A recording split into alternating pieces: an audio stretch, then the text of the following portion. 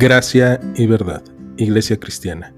Te invitamos a que escuches con nosotros este estudio y que sea de edificación para tu vida.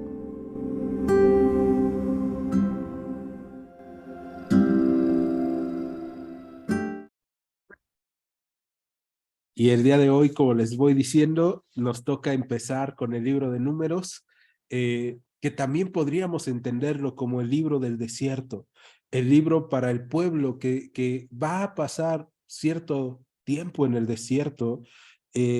Cuando Dios comienza esta jornada de el Sinaí hacia la tierra prometida, si nosotros viéramos en un mapa y pusiéramos, por ejemplo, en Google Maps, cómo llegar caminando, veríamos que son 11 días. 11 días caminando lo que nosotros encontramos que el pueblo de Israel va a hacer en 40 años. Y vamos a ir viendo en el libro de Números por qué es que se extendió esta jornada a tanto tiempo.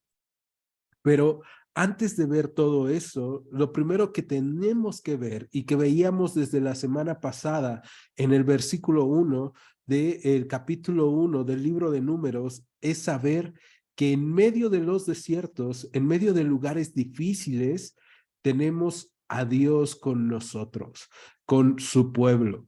Y eso es algo que se nota luego, cuando entramos en este libro, ¿no? Que decíamos, es el libro del desierto, es el libro en donde de repente nosotros vamos a encontrar que Dios está llevando al pueblo para purificar al pueblo, para apacentar, para pastar al pueblo, como es esta palabra que hablábamos la semana pasada, meditbar, que es el lugar para pastorear, ¿no? Y ahí llevaban los pastores a sus ovejas a pastar. En este caso, Dios lleva al pueblo de Israel a ser apacentado, porque vienen con una mentalidad de un pueblo que ha sido liberado de la esclavitud, pero también vienen con muchas costumbres, con muchas tradiciones, con muchos problemas ideológicos y culturales que han sido adquiridos en Egipto.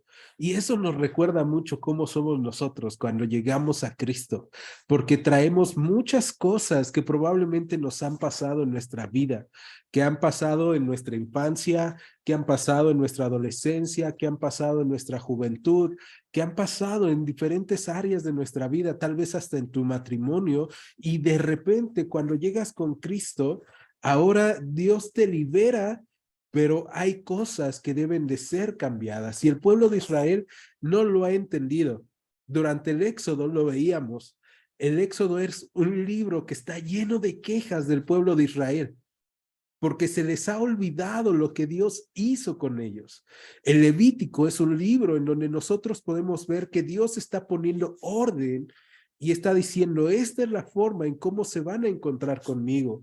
Éxodo termina de una forma interesante, no sé si se acuerden, pero Éxodo termina cuando se va a levantar el tabernáculo. Después de que Dios da las instrucciones, se va a levantar el tabernáculo. Y entonces, en el capítulo 1 de Números, versículo 1, leemos lo siguiente. Habló el Señor a Moisés en el desierto de Sinaí, en el tabernáculo de reunión, en el día primero del mes segundo, en el segundo año de su salida de la tierra de Egipto, diciendo.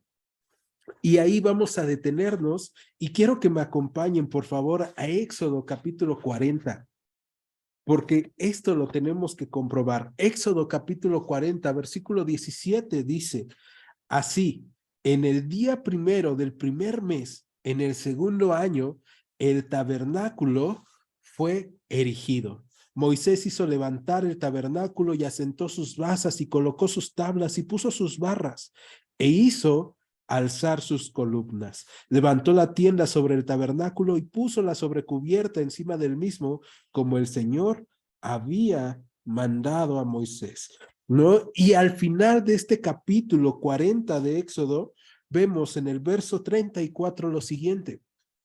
Entonces una nube cubrió el tabernáculo de reunión y la gloria del Señor llenó el tabernáculo, ¿no? Tenemos que el Éxodo termina con la gloria de Dios llenando el tabernáculo un mes antes. Si ustedes se dieron cuenta, en el verso 17 es el primer día del primer mes en el segundo año.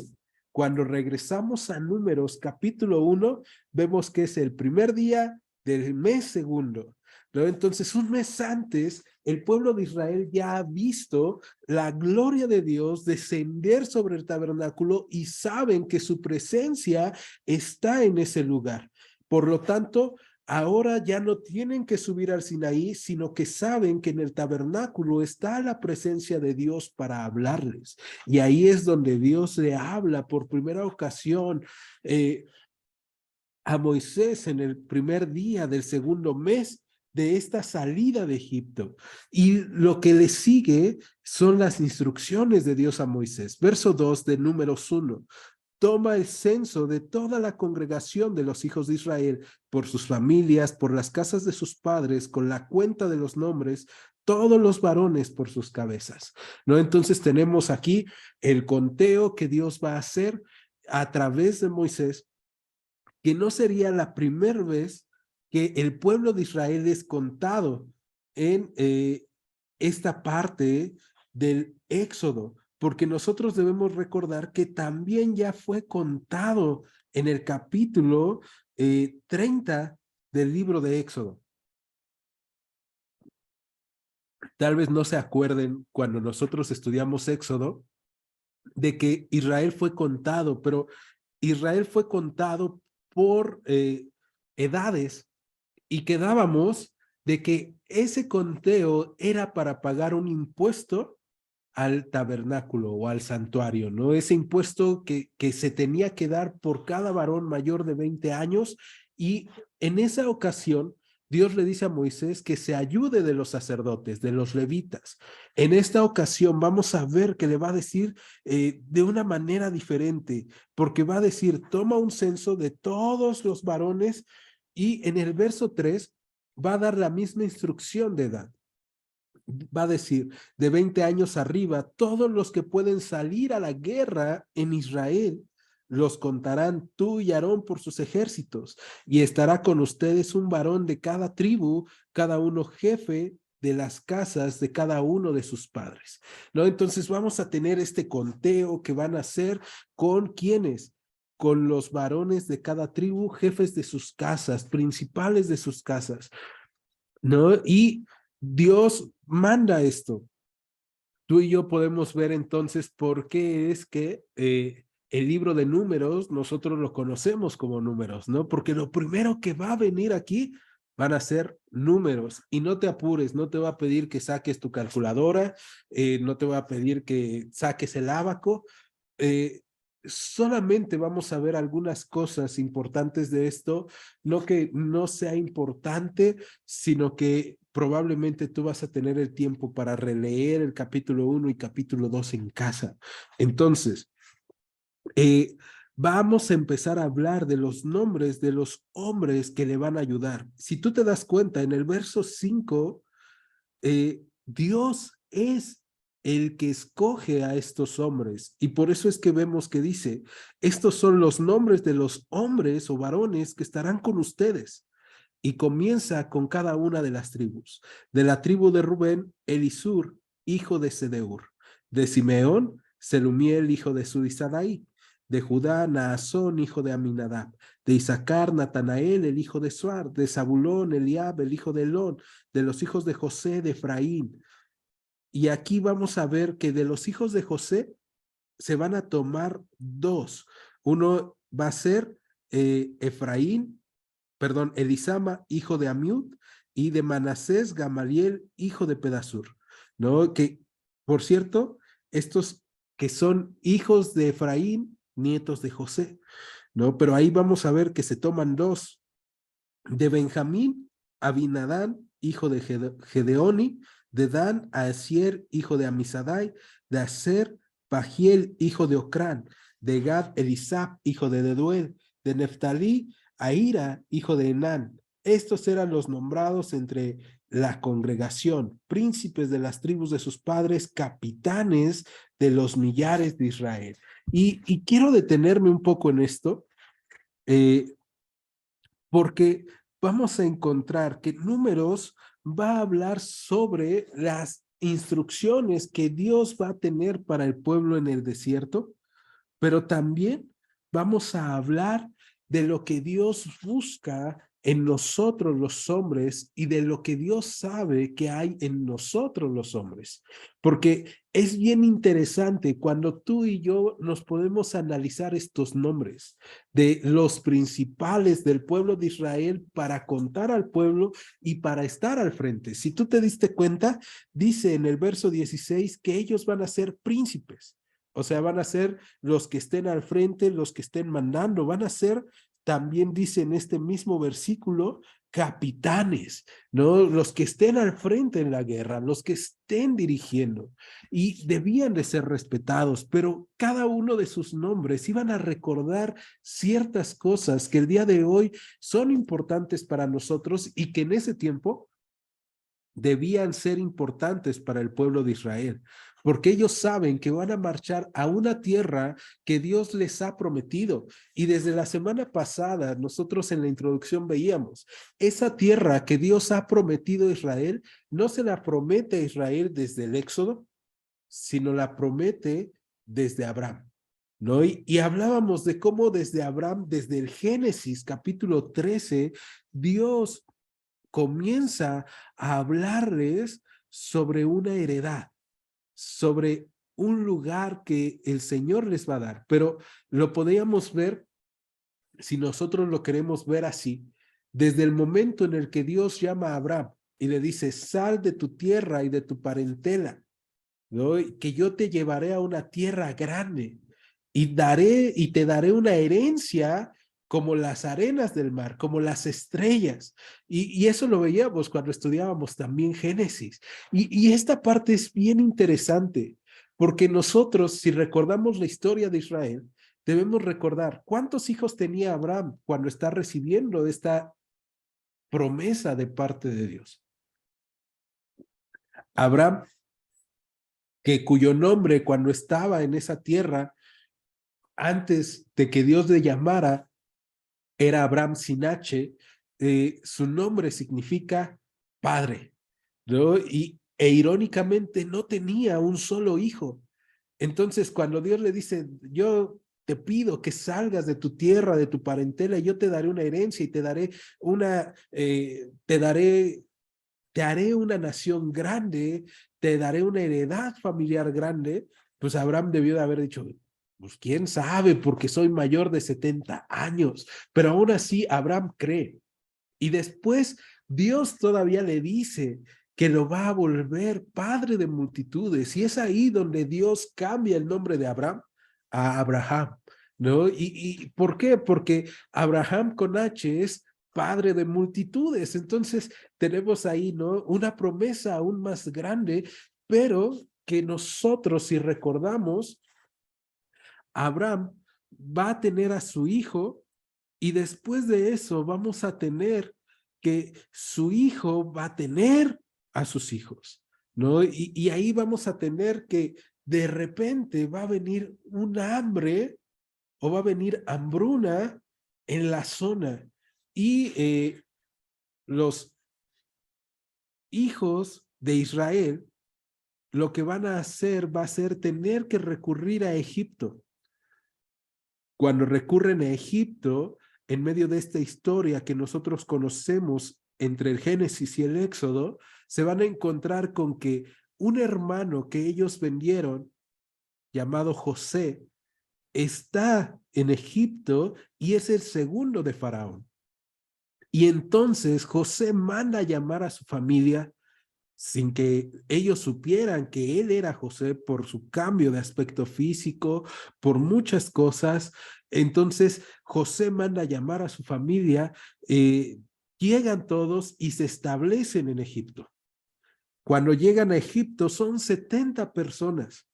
Cuando salen de Egipto, nosotros vamos a tener que Dios ahora manda en el libro de Números a hacer un conteo, ¿no? Y tal vez tú has visto los conteos que se hacen aquí en México, en donde cada cierto tiempo llegan y tocan a tu puerta y te preguntan cuántos viven en casa, cuántas familias son, etcétera, etcétera, ¿no? Y es todo un movimiento que se hace durante un año para que en México se tenga un conteo de la población.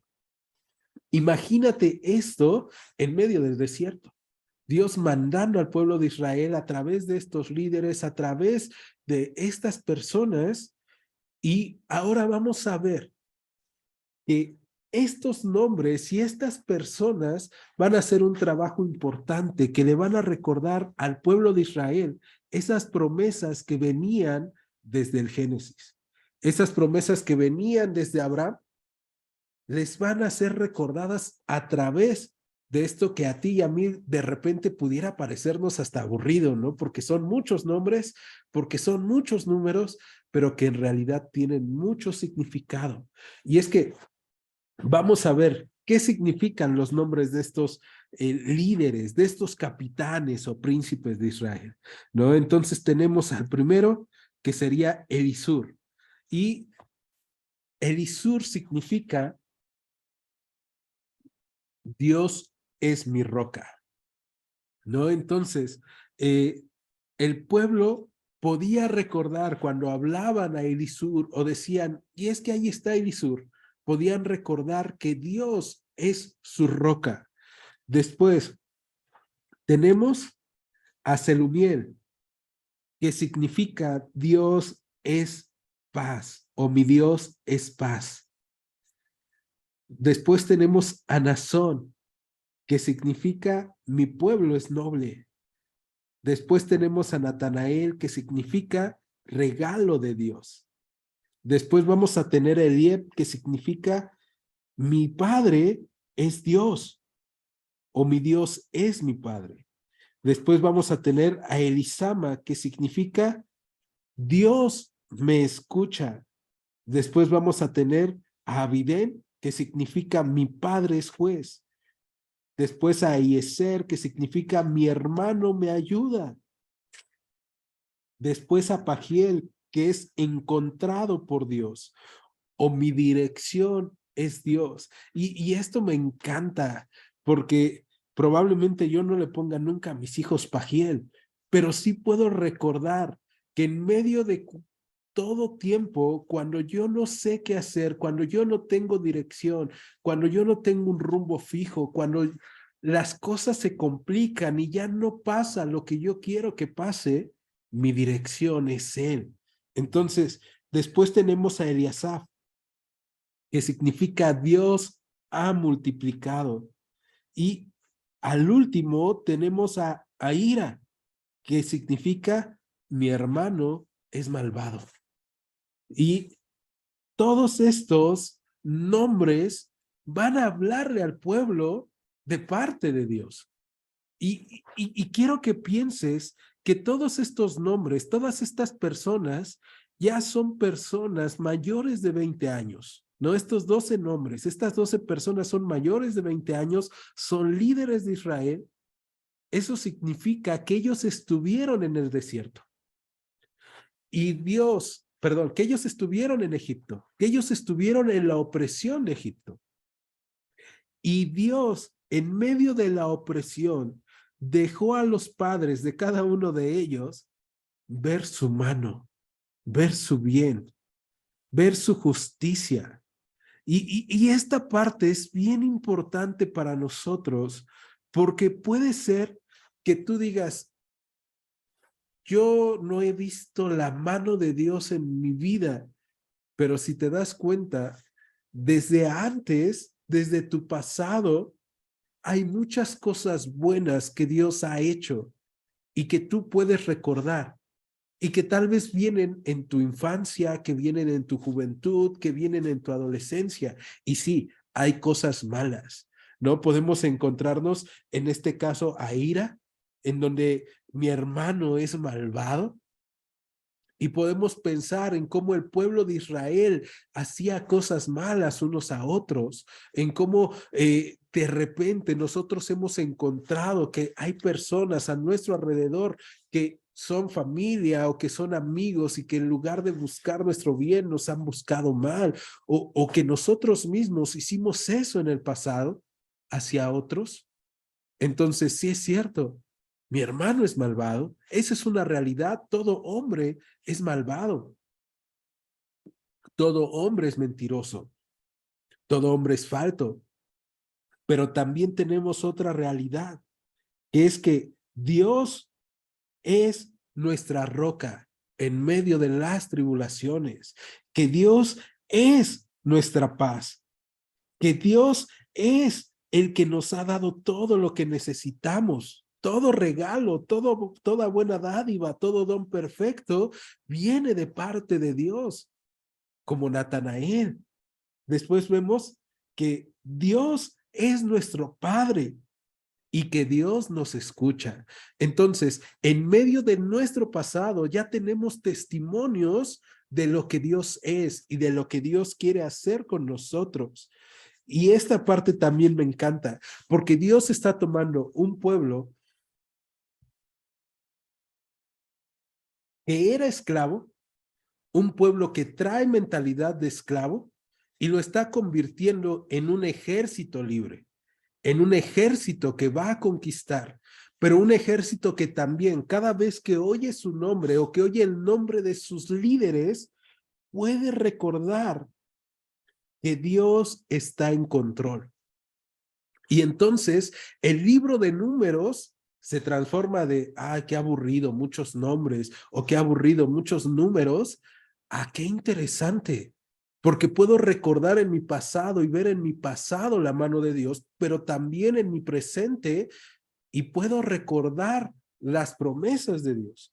Ahora, si nosotros seguimos avanzando en este libro, vamos a encontrar en el versículo 17 que dice lo siguiente: tomaron pues Moisés y Aarón a estos varones que fueron designados por sus nombres y reunieron a toda la congregación en el día primero del mes segundo y fueron agrupados por familias según las casas de sus padres, conforme a la cuenta de los hombres por cabeza, de 20 años para arriba. Y me encanta la organización que tiene Israel, que Dios le ha dado, porque Israel se agrupa por familias o por tribus, si así lo quieres ver, después por casas paternas, pero al final es por cabeza o por cráneo, como sería traducido literalmente del hebreo. Y me encanta porque Dios entonces tiene cuenta no solamente de cada tribu, no solamente de cada grupo, de cada familia, sino de cada individuo, de cada cráneo. Eh, y, y, y me encanta saber eso, porque en medio de los tiempos difíciles, no solo Dios tiene cuidado de su iglesia, cuidado de sus congregaciones, sino de cada uno de nosotros. No te está viendo como en un grupo. Entonces puedes pensar, imaginarte una gran imagen que de repente va haciendo zoom y vas viendo el continente o el globo terráqueo, después el continente, después un país, después un estado, después un municipio, después una casa. En esa casa ves a todos los miembros de tu familia ahí parados, y en el zoom todavía Dios hace más profundo el zoom hacia ti. Dios tiene cuidado de ti. Y tú puedes decir, porque Dios en mis dificultades es mi roca, porque Dios en mis problemas es mi paz, porque Dios cuando yo estoy clamando a Él me escucha, porque Dios es mi justicia, porque Dios es mi Padre, porque en el que tengo al lado, Dios me ha dado un hermano que me ayuda, pero también sé que puede ser que mi hermano sea malo, como yo soy malo. Y entonces vemos ese cuidado de parte de Dios para el pueblo de Israel y ese conteo. Y todo lo que sigue del capítulo 1, te invito a que lo leas en casa, que lo revises. Vamos a tener las cuentas de cada miembro de estas tribus de Israel. Ahora, si tú recuerdas, en el versículo 10, no profundicé mucho, vamos a regresar tantito ahí. En el versículo 10, vienen de los hijos de José dos, Elisama y Gamaliel. Y esta parte es bien importante porque vamos a ver que ni José, ni la tribu de José, como una tribu más, ni la tribu de Leví son contadas, pero son reemplazadas por Efraín y Manasés, ¿no? Que son los hijos de José. Entonces, ahorita vamos a pensar en que Leví no es contado. Y vamos a ver por qué es importante esto al último. Pero cuando nosotros hacemos las cuentas en estos capítulos en estos versículos del 21 al 42, perdón, al 43, vamos a encontrar varias cosas interesantes. Y es que, para hacerte los números rápidos, te voy a decir, de Rubén son 46,500, de Simeón son 59,300, de Judá 74,600, y vamos a tener de cada tribu un número específico, ¿no? Vamos a tener de Isaacar 54,400, de Zabulón 54,400, de Efraín 40,500, de Manasés 32,200, de Benjamín vamos a tener 62,700, y así vamos a ir viendo en estos versículos cada uno para darnos el gran total, como todo contador quiere llegar a ese final, de 603,550 hombres aptos para la guerra, mayores de 20 años.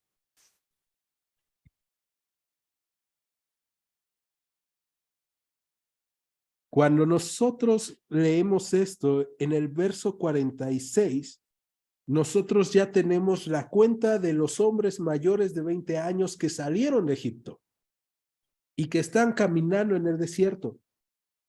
Si nosotros lo multiplicáramos y pensáramos en el número de personas que salieron ya con ancianos, hombres más jóvenes, con mujeres, con niños, seguramente tendríamos una cuenta aproximada por lo que han llegado a pensar los eruditos en esta cuestión de la Biblia, de entre 2 millones a 2,5 millones o 3 de personas.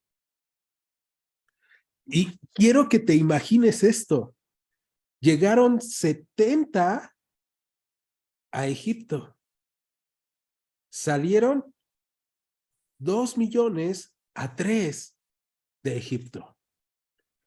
En medio de la opresión, cuando se levantó un hombre que no conocía a Dios, un faraón que no conocía a Dios, el pueblo de Israel siguió multiplicándose. De hecho, por eso le dio miedo al faraón Israel. Y por eso oprimió más al pueblo.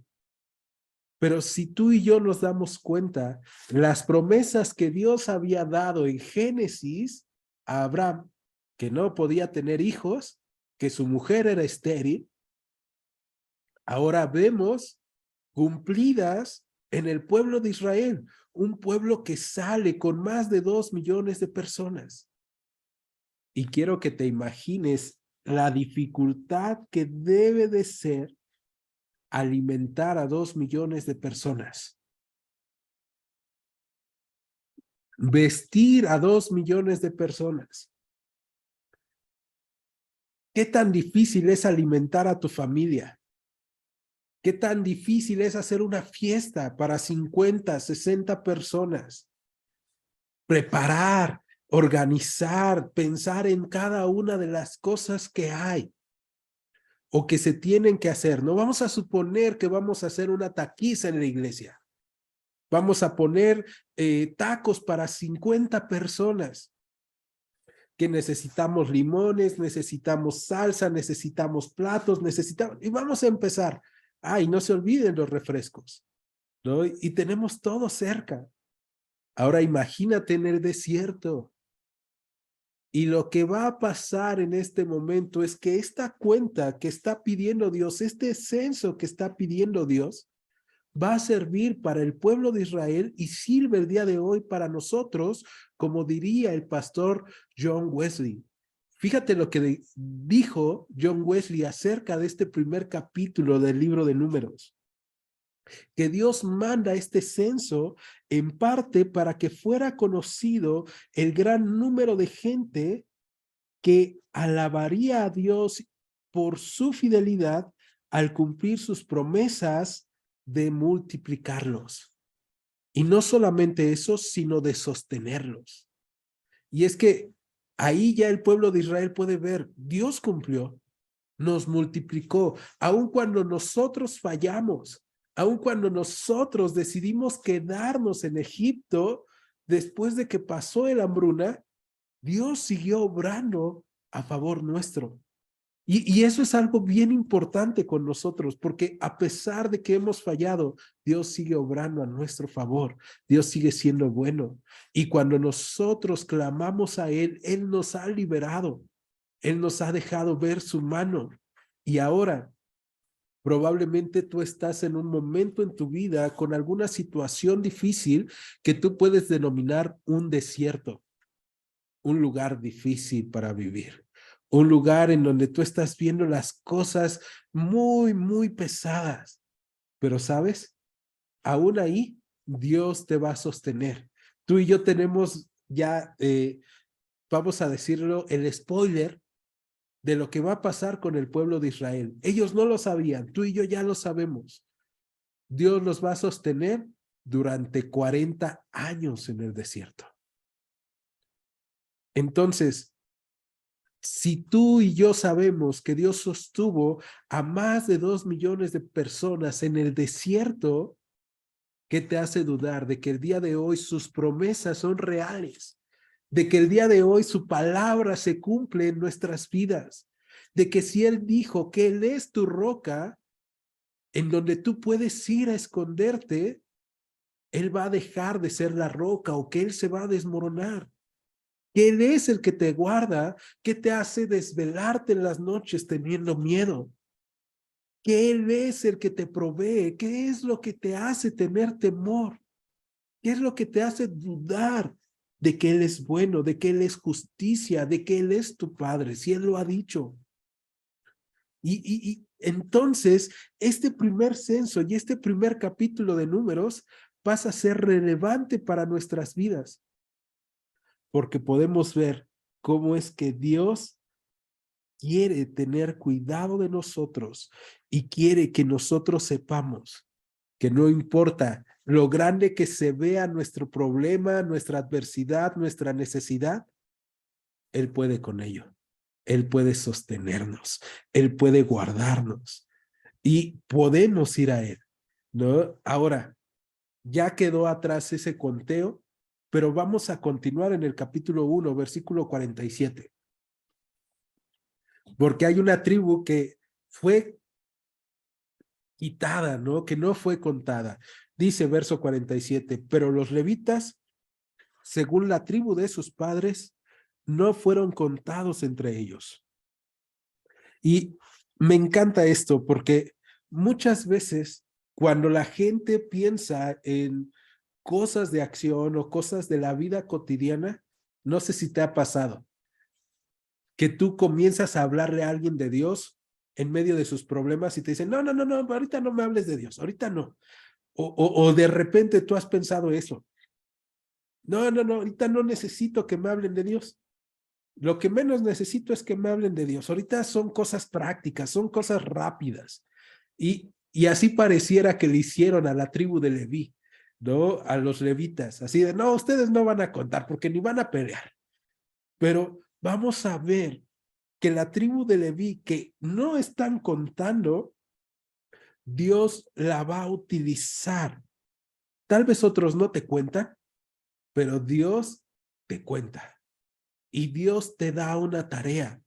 Y de hecho, la tarea de la tribu de Leví va a ser muy importante para el pueblo de Israel. Y por eso es que Dios les dice, no cuenten con ellos para la guerra o para ir a la guerra. No significa que no estuvieran ahí o que no fueran a pelear. Significa que ellos iban a tener otra labor. Y esa labor de la tribu de Leví va a ser transportar la presencia de Dios. ¿Y cómo va a ser transportar la presencia de Dios? Verso 48. Porque habló el Señor a Moisés diciendo, solamente no contarás a la tribu de Leví, ni tomarás la cuenta de ellos entre los hijos de Israel, sino que pondrás a los levitas en el tabernáculo del testimonio, y sobre todos sus utensilios y sobre todas las cosas que le pertenecen. Ellos llevarán el tabernáculo y todos sus enseres, y ellos servirán en él, y acamparán alrededor del tabernáculo. Y cuando el tabernáculo haya de trasladarse, los levitas lo desarmarán, y cuando el tabernáculo haya de detenerse, los levitas lo armarán, y el extraño que se acercare morirá. Los hijos de Israel acamparán cada uno en su campamento y cada uno junto a su bandera por sus ejércitos. Verso 53, ojo con esto. Pero los levitas acamparán alrededor del tabernáculo del testimonio para que no haya ira sobre la congregación de los hijos de Israel.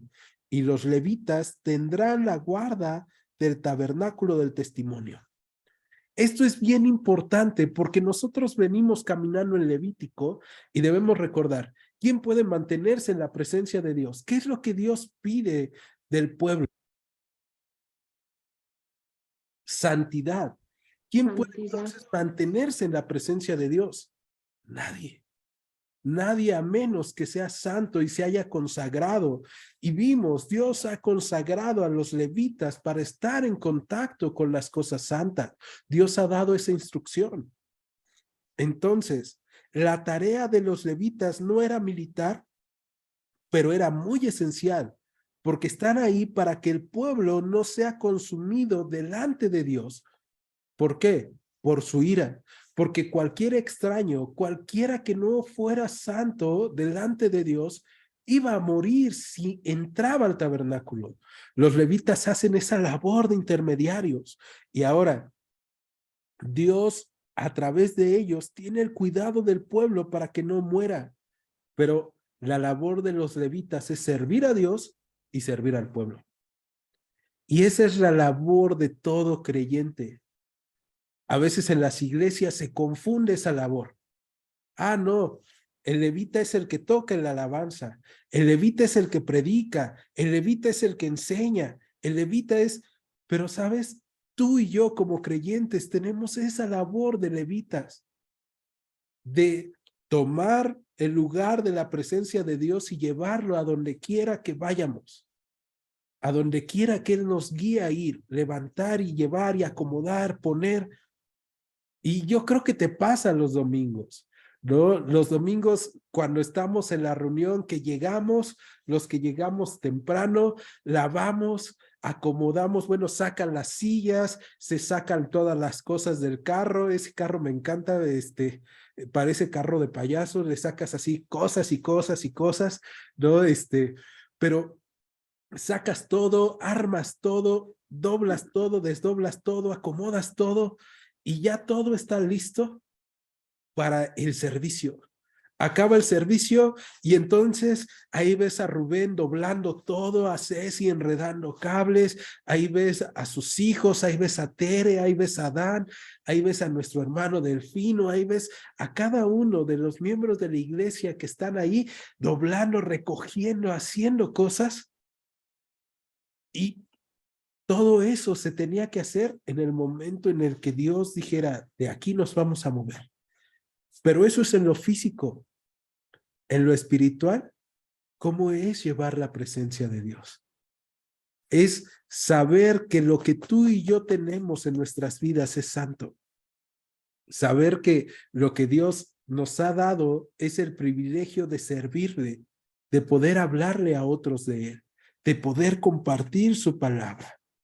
Y eso es importante, porque lo que vamos a ver en el capítulo 2 y me voy a ir más rápido en el capítulo 2, es cómo Dios va a mandar después del censo y después de explicarnos para qué los levitas van a estar alrededor del tabernáculo.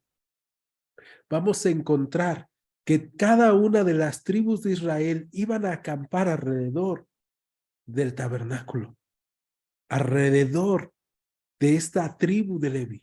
Entonces, capítulo 2, verso 1, habló el Señor a Moisés y a Aarón y les dijo, los hijos de Israel acamparán cada uno junto a su bandera, bajo las enseñas de las casas de sus padres, alrededor del tabernáculo de reunión, acamparán. Estos acamparán al oriente, al este, la bandera del campamento de Judá por sus ejércitos, y el jefe de los hijos de Judá, Nazón, hijo de Aminadab. ¿No? Y va a venir los números, pero vamos a adelantarnos. Después de eso, va a decir, verso 5, junto a él acamparán la tribu de Isaacar y el jefe de los hijos de Isaacar, Natanael, hijo de Suar. Después nos adelantamos y vamos a ver en el verso 7, la tribu de Zabulón, el jefe de los hijos de Zabulón, Eliab, hijo de Elón, y vamos a ver que ese es el campamento de Judá. Después en el verso 10 viene el campamento de Rubén y va a venir las tribus que serían Rubén, Simeón, Gad. Después vamos a ver que viene el campamento de Efraín, que va a ser la tribu de Efraín, Manasés y de Benjamín, que están entre los versos 18 y los versos 23. Después vamos a ver en el verso 24 el campamento de Efraín, que va a tener bueno, el campamento de Rubén, que va a estar en el sur o viendo hacia el sur. Después el campamento de Efraín, entre los versos 18 y 23, que va a estar viendo al occidente.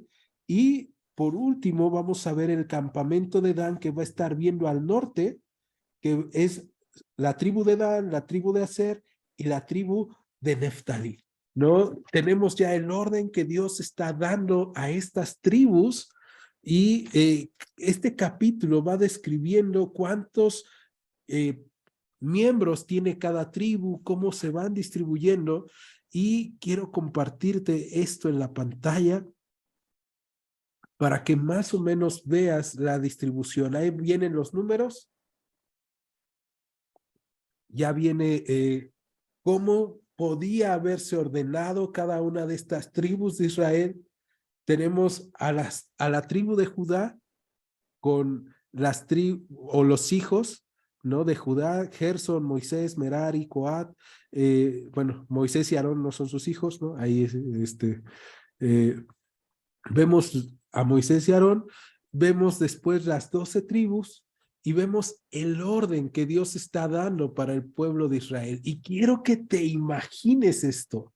Más de 2 millones de personas con sus animales, con sus cosas, en una gran mudanza, caminando conforme Dios les ha mandado. Y todos y cada uno de ellos, tú podrías decir, si voy a una guerra, tengo que estar viendo hacia afuera para que no vengan agentes externos. Pero lo que Dios les manda y que ya leímos en el verso 2 es que ellos tenían que estar alrededor del tabernáculo. Su vista iba a estar hacia el centro, hacia Dios. Y es que en medio del desierto, en medio de las dudas, imagínate cuántas dudas iba a tener el pueblo de Israel en el desierto. De qué vamos a comer, qué vamos a vestir, qué vamos a hacer. ¿Y si me enfermo? ¿Y de qué voy a trabajar en el desierto? ¿Y qué vamos a tomar? ¿No? Si en la iglesia hacer una taquiza para 50 es, y los refrescos, y las tortillas, ¿y quién va a hacer los guisos de las carnes? Ahora imagínate, ¿y de dónde van a llegar tantos animales o cómo vamos a alimentar a nuestros animales? Y en medio de todo esto, Dios dice, la vista debe de estar hacia mí, hacia mi voluntad. Y Dios da orden a su pueblo. Y ya vimos, conoce cada cabeza, conoce cada situación que se está viviendo y tiene cuidado de cada uno de nosotros. Y todo lo está ordenando conforme a su voluntad. Y esto es lo padre de nosotros como hijos de Dios, que Dios nos sale al encuentro y comienza a ordenarnos conforme a su voluntad. Más adelante vamos a ver que el pueblo de Israel va a tener problemas por una razón, porque deja de obedecer la voluntad de Dios. Pero Dios ha ordenado este camino para el pueblo de Israel y para que vayan y se defiendan y se cuiden. Dios ha puesto el orden de cómo tenían que avanzar. Y el orden en cómo tenían que avanzar lo podemos pensar así, ¿no? Y esta parte es bien interesante, porque nosotros podemos pensar, según el orden que Dios dio, y ahí está, ¿no? La bandera o el campamento de Judá que va a ir al frente. ¿Por qué? Porque es el campamento más nutrido, porque es el campamento más fuerte, ¿no? Entonces, tenemos cómo es que va a acampar el pueblo de Israel. Y si tú te das cuenta en esta figura y sin querer espiritualizar de más, sin querer hacer una exégesis, nosotros lo que vamos a encontrar es que ya se estaba revelando parte de la voluntad de Dios hacia su pueblo. Se estaba revelando cómo es que el pueblo de Israel iba a avanzar, cómo es que Dios iba a tener cuidado de ellos. Su presencia iba a estar en medio de ellos. Pero también podemos ver que la cruz es algo importante, porque nadie puede acceder a la presencia de Dios si no es a través del sacrificio de Cristo. Y esta parte va a ser bien importante para nosotros, porque en estos capítulos, vemos que Dios tiene cuidado del pueblo para que no muera. Y por eso la tribu de Leví está ahí en el centro.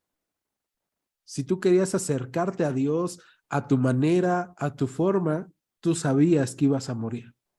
Y el día de hoy pasa lo mismo con nosotros. Si queremos acercarnos a Dios a nuestra manera, morimos. ¿Qué es lo que se necesita? Un mediador. Y ese mediador es Jesús. Ya no son los levitas, ya no hay hombres ahí, ya no es que el pastor sea el mediador, el líder sea el mediador, nada que ver. Es Dios, es Jesucristo. Y por eso Jesús en Juan 14:6 dijo, yo soy el camino, la verdad y la vida.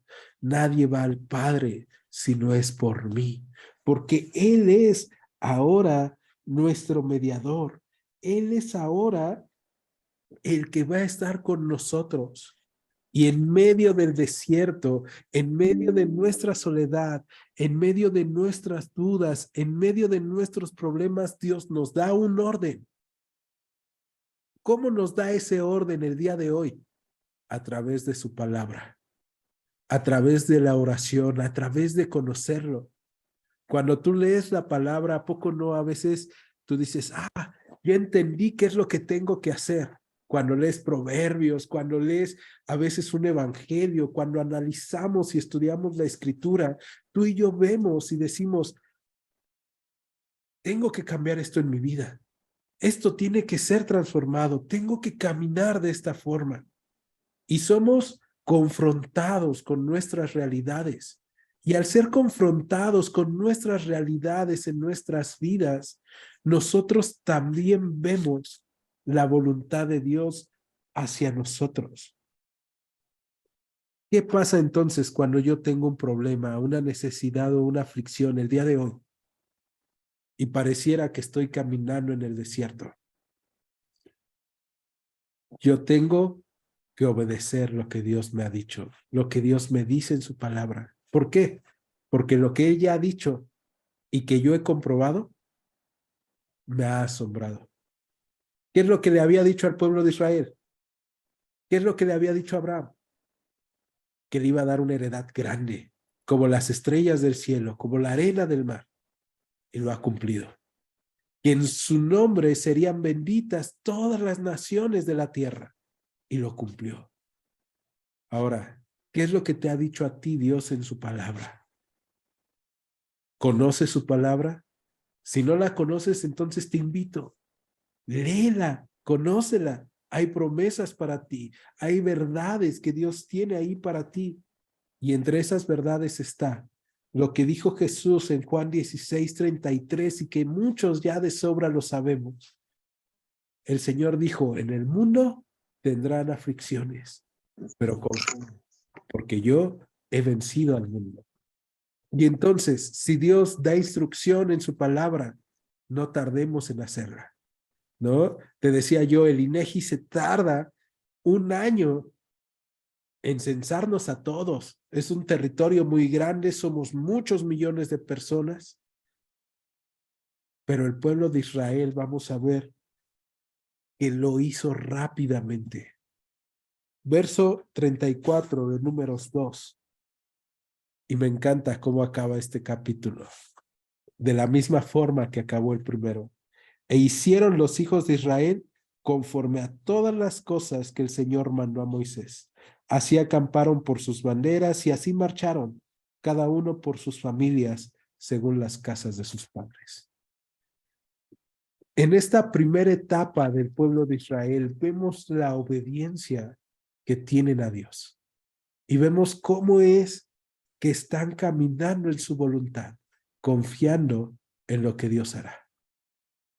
Probablemente tú empezaste así en tu vida, o probablemente hoy estás así. Y eso es algo loable y algo que todos nosotros podemos hacer y debemos hacer. Pero si tal vez tú en este momento dices, no, pues yo ya no estoy como ellos, yo no hice lo que Dios ha mandado. Aquí hay una invitación para nosotros. ¿Qué esperas para hacer? ¿Qué esperas para hacer la voluntad de Dios? Sabiendo que Él es nuestra paz, que Él es nuestra roca, que Él es nuestro Padre, que Él nos escucha, Él es nuestro juez, que Él es quien nos ha multiplicado y quien cumple sus promesas. Y si tú lo sabes y estás confiando en Él, agradécele y pídele que siga dándote ese corazón. ¿Me acompañan a orar? Señor Jesús, en esta noche te agradecemos por las bendiciones que pones en nuestras vidas. Te agradecemos por lo bueno que eres. Te agradecemos por tu justicia, por tu bondad, por tu misericordia. Pero también te agradecemos por lo que hemos visto en el pasado.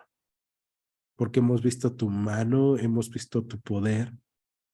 Y aún en medio de los tiempos difíciles y de las necesidades, podemos ver cómo tú has sido bueno con nosotros.